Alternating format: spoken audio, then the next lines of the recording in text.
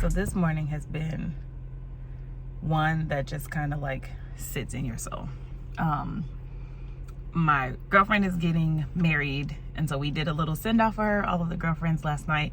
And I'm not a late night person like at all, especially not on a school night, y'all. I still call them school nights, but we were able to send Deborah off, and it was beautiful. I'll drop a picture of all of us. We were wearing white, like just giving her gifts, loving on her, having a great time. So it was great.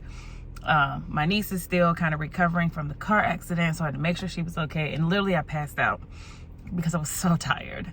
But as I woke up this morning, of course, there are things that are on my mind, and me and my partner keep having kind of like the same argument. So for me, I'm a problem solver, and I'm like, why? Like when I have time to think, usually driving, even sometimes just sitting in my office, like I will play something on a loop in my brain. And so because we've been having this same kind of like debate, and it's thought processes, like, okay, how did you go from here to here? Like that is the thought process. And I'm a thinker, so I want to understand, how does your brain formulate that as a thought? Anyway, vividly, yesterday I was driving home to like swap clothes really quickly, check on my niece before I headed out to go see my girlfriends. And clear as day, I was asking a question, like, I wonder why this keeps happening. Clear as day, the Lord tells me, stop. Like, stop saying something. Stop talking about it. Like, let it be. And I'm like, but I have so many questions. And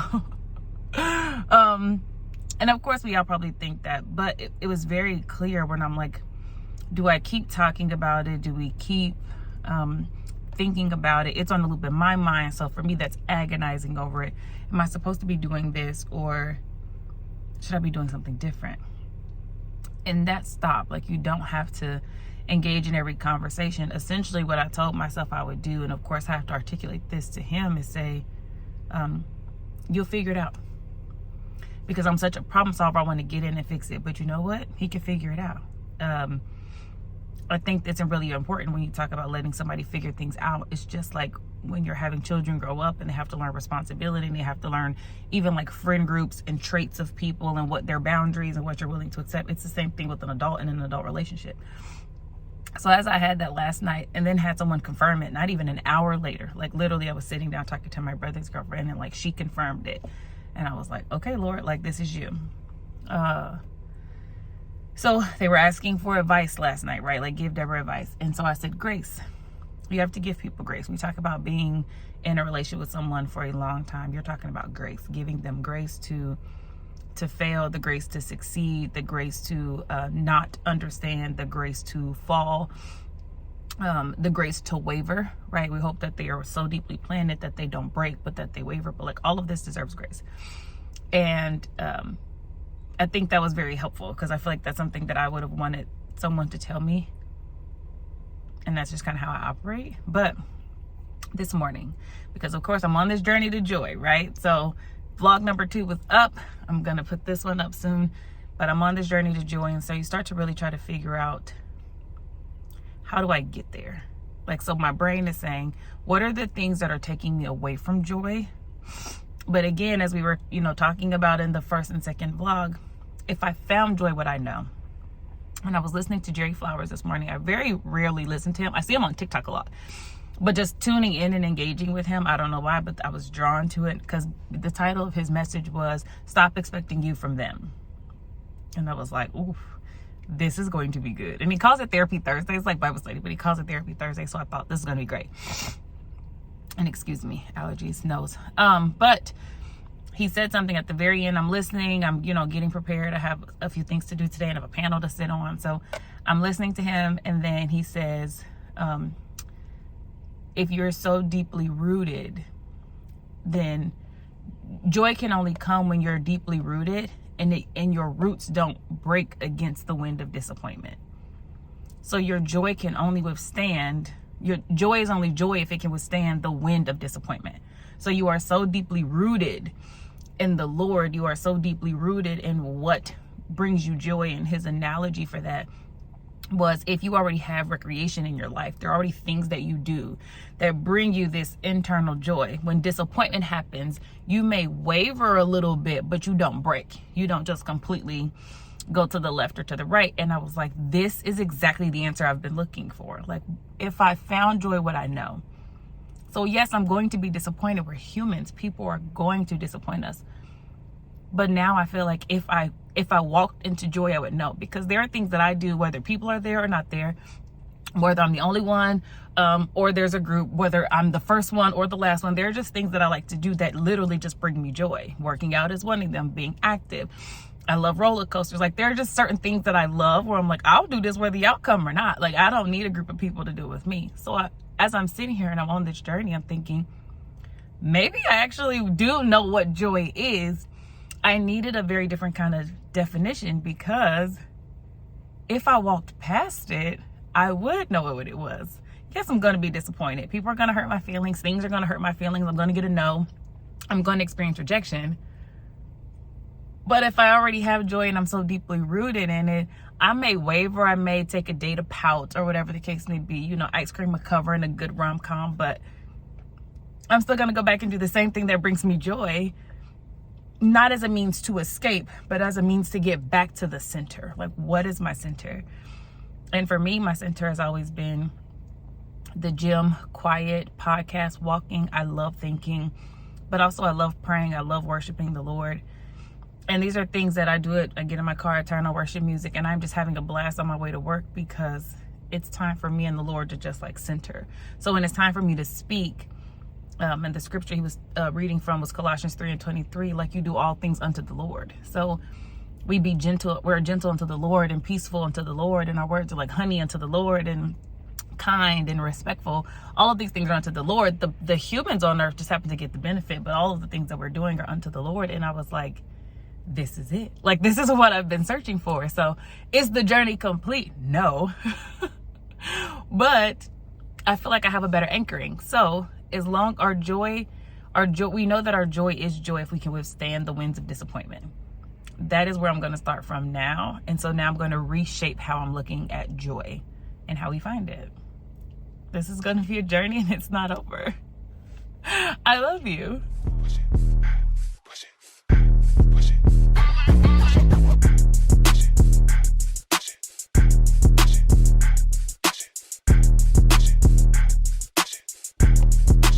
Well, I'm back. And it's been a couple of days since I recorded anything. There's been a lot of just like emotional turmoil happening. I am on this journey to joy, as you all know, trying to figure out what it looks like. And if I ran into joy today, would I even be able to recognize it? And over the last week, it's been about a week now, my spirit has felt very low. I don't feel balanced at all. I don't feel very centered at all. And I'm not in the mood to pretend that I am. Typically, I think I would try to put things to the side and say like, oh, I'm okay. But for this last week, as people have been asking me, and these are trusted resources, like not people just randomly coming up to me, but as people have been asking me, I've been very honest about it. Like, I'm not feeling that great. I feel off balance. And I haven't felt centered in months. I also used to work out about 6 times a week. I would walk 3 to 5 miles every single day. I'm a very active person because my brain is what I need to use every single day at my job. And it's a lot of brain power. It's a lot of energy. It's a lot of performing because I'm doing training and I'm doing speeches and all those types of things. Because that's the gift that God blessed me with, and those gifts are able to pay my bills. I get tired. Like, mentally, I don't want to do anything. So I listen to aimless like podcasts. I do want to still think, because I do love thinking, but sometimes I don't want to have to be the one coming up with all the thought-provoking ideas. So I love listening to podcasts. I love podcasts about God. I love podcasts about leadership. I love podcasts about marriage and like parenting. And although I'm not a parent, like I love podcasts like that. I also will listen to true crime, because I always tell people I'm a problem solver. So beginnings, middles, and ends make sense to me. So when you're listening to some of these true crime podcasts, they talk about you know, who the person was before they committed this like really heinous crime, and then who they end up turning into, and then why, if the person ever says why they done. Like, it's very fascinating to me that some of these humans had a seemingly perfect life, or, you know, perfect, but had a seemingly normal life, and still ended up doing these like really heinous things. And then for other people, all the signs were there. And so I'm really big into behavior. I'm really big into patterns. I'm really big into what makes humans humans. And so again, I'm on this journey, and I realized that I'm just not centered, because about 2.5 months, I think we're going on about 2.5 months, I hurt my back. I slipped a disc in my back. I never had this happen to me before. And before then, again, 6 times a week, I would go to Pilates or yoga first thing in the morning. I used to teach fitness classes 3 times a week. Like, I'm a very active person. And then it was all taken away. And when something like that is taken away, it's really hard to find a new normal. So one, it was sitting down because my body needed to heal. And it wasn't sitting down but not really sitting down. I tried that and hurt myself again. The disc didn't slip the second time, but I had to go back to my chiropractor and say, like, hello, it was me, because I was doing too much. And so he just gave me the clearance today to be able to go back to the gym. He said, you do it up into pain, right? You let your body tell you what you need to do. And if you can only go in and do 20 minutes, you do 20 minutes. Don't try to sit there for an hour. You're not who you used to be. This is essentially a new version of the same body. And I'm like, okay. But that gives me a little bit more hope. It gives me a way to find a different level of balance. But also, I was talking to a friend yesterday, and what he said to me was, you've actually never been balanced. You're an extreme person in everything that you do. So if you love and care for someone, you're extreme. It's not, you're very black and white. There's very little gray. Like, your grays are lighter gray and darker gray. And he was saying, like, you have always been a high functioning, highly ambitious, like, you have high energy all the time. When you're out, no one would know that your world is not perfect, because that's what's always coming out. And he was saying, like, I'm not faulting you for that, but the circle that you're around, the women that you're around, CEOs, lawyers, like financial, like genius, like, you're around these highly affluent people. So that's your circle. You expect that from people that you're around. You're always trying to help people, but you're trying to help them at this really large level that everyone may not be at. He's like, even, you know, serving in the church, you didn't do 1 thing or 2 things. You're doing like 2.5, 3 things. Like, you do everything to an extreme, and then you have to do everything up to a level of excellence, which is beautiful. We want more people to do things up to excellence, but it does cost us something. And so what it is costing you is that your highs are extreme and your lows are extreme, which means the middle is really hard for you. And I never really thought about it. Or maybe I have, and I always put it out of my brain, but I don't think I've ever thought about it. And so when he said, because I kept articulating, I don't feel balanced. I don't feel the center at all. I feel like at any point in time, I can just break down, and I don't like that feeling. Like, my emotions are always just like crouching at the door, and at any point in time they can go left. And he was saying he thinks that that's the reason. And so I told him I'm taking notes on this conversation, and then I just had to sit with it. I really just had to sit with it and think about it and just ask the Lord, I need clarity.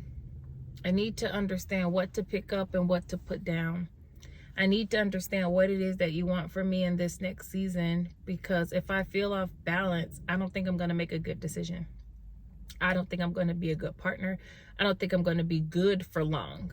I'm doing okay. I'm maintaining, but I'm not doing well. And that's really hard for me to admit, because typically I'm the strong friend. I'm the person you come to when your world is falling apart. I'm like, great, let's fix it. Like, let's get it together. What do you need? You're more than welcome to sit on the phone with me and vent it all the way out, because that's extremely important. And the moment we're done venting, we're going to figure this out, because we need a solution. I'm that person. I'm not always the, like, throw money at it kind of person. No, let's fundamentally fix this thing so that we don't have to deal with this again. So me not being well, me not having the energy, me not being quiet and still enough, all of these things that I know I have control over that I can do, is where I am right now. And so this clearance to go back to the gym prompts another prayer, right? Lord, do I need to go back to the gym, or would you have me do something different? I do yoga every morning, or Pilates, mostly Pilates, in my house every morning But should I go and get a membership? Should I put that back into my routine? Or are you changing my routine? Is this something that I need to do right now in this season where it's not gym based? There's something I need to do where you're going to help me to stay healthy. You know, I've built great eating habits, and have pretty great discipline around things. And so if you're telling me that that's not what I need, okay. So that's my prayer right now, that I got this, you know, ability to go back to the gym. But if God is saying, no, not right now, there are other things I need you to be doing or focusing on, my answer is okay. Because maybe that's a Band-Aid. Maybe the gym is my Band-Aid, and it's not actually getting to the root of why I feel unwell. And so I'm transitioning. I know it. Transitions are hard, but what I heard a pastor say as I was listening to a sermon, what I heard him say was, your frustration is your faith being shaken. And that is okay. It just means that your faith wants to stay planted in God's word, but your flesh wants to move around because we don't like the frustration. And that has given me some resolve. It's absolutely given me the ability to just kind of stay calm and relax and breathe through my frustrations, because although I am frustrated, my faith is stronger than my frustration. And I believe that about myself more than discipline, more than emotions, more than frustration. I know that God will not leave me nor forsake me. I know that he loves me. I know that he has called me to be the head and not the tail. I know that he wants his children to be blessed. I know he wants us to have blessings here on earth as well as those stored up in heaven. I know that he loves me. And I think I'm also still figuring out how deep his love actually goes. I think I'm still figuring out that he's a good father, so he's not going to give me something that he knows I can't handle, because although I think I can handle it in my flesh, he absolutely knows more about me than I know about myself. And as those two things are coming to a head, I'm asking for things that he's probably saying no to, but I think his no is not right now, and or it's redirection. So it's not a malicious no, it's a conscious no. I'm asking from a selfish place. Will you do these things for me? Will you do these things with me? Will you do these things through me? And if that's not what the Lord wants me to focus on, then my answer is okay. But I have to be okay with the okay. And even if I am disappointed, taking that disappointment back to the Lord. So that's where I am in this current moment as I journey on to joy. And of course, if you're watching any of the Hey Ashley podcast videos, getting more people on the podcast to talk about how they've built whatever it is that they're building, and how they're operating in this world, and have they found joy? If joy, walked up on them, would they know what joy is or was, and maybe how that's changed over their life? Because everyone has a story, and our stories are extremely powerful, and people need to hear them. We know that the word says that we heal those by the words of our testimony. So we want to share. I want people to share, and I love getting to know new sides of people, because depending on the question will depend on the answer. If you ask people how they're doing, they're going to say, I'm doing well. If you ask them, are you doing better today than you were yesterday? It makes them stop. And so I love to be able to have questions to ask people, to get to those deeper sides we rarely ever get to see. However, I'm going to stop right here before this gets too long, but I did want to make sure that I gave you guys an update, because last week was the last time. And as of this day, because I think I might have said last week that my friend was getting married. She is a married woman. And so I'm really excited for her. And again, I love to see love blossom. I absolutely do. And I will say this, and I will end it. She asked us to give her advice. And my advice to her, there was a lot of great advice that was given to her, because marriage is absolutely a journey. I said grace. We have to remember to give people grace. Grace for what they do know, grace for what they don't know, and grace for what we believe was intentional, and grace for things that are extremely trivial. And if it won't matter to you in 5 days or 5 hours, it should not take that much out of your emotion. There's definitely a deeper issue. And so talking through that and giving people grace is extremely important. So I leave you with that. Give someone grace today. And even if that person is you, give yourself grace today, because you deserve it. Stay with me. This journey to joy is not for the faint of heart, but it is definitely revealing things about me to me and through me. And I'm really excited about it. So I love you. thank you for sticking around. And I think you're going to really enjoy the next guest on the Hey Ashley podcast.